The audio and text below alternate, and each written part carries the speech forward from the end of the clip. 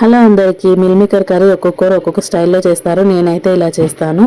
ముందుగా ధనియాలు, గరం మసాలా, కొద్దిగా మిరియాలు, కాజు, బగారాకు వేసి కొద్దిగా ఫ్రై అయిన తర్వాత గసాలు కూడా వేసి మంచిగా ఫ్రై చేసుకొని పౌడర్ చేసుకోవాలి.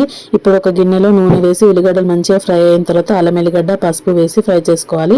ఇప్పుడు ఈ మిల్ మేకర్లో అయితే మనం ముందు ఉడకబెట్టుకొని వాటర్ అంతా తీసేసి మంచిగా అందులో వేసి ఫ్రై చేసుకోవాలి. ఇవి మంచిగా ఫ్రై అయిన తర్వాత ఒక 2 చెంచాల కారం పొడి, కొద్దిగా ఉప్పు వేసి మంచిగా ఫ్రై చేసుకొని తర్వాత మనం ముందు మిక్సీ పట్టుకున్న మసాలా పౌడర్ అయితే వేసి కొద్దిగా వాటర్ వేసి కొద్దిసేపు మగ్గనివ్వాలి. ఇలా మంచిగా మగ్గిన తర్వాత ఒక 2 టమాటాలు అయితే మెత్తగా మిక్సీ పట్టి వేసుకోవాలి. ఈ టమాటాలు ఇలా మిక్సీ పట్టుకొని వేసుకుంటే గ్రేవీ అనేది మంచిగా ఫామ్ అవుతుంది, టేస్ట్ కూడా బాగుంటుంది.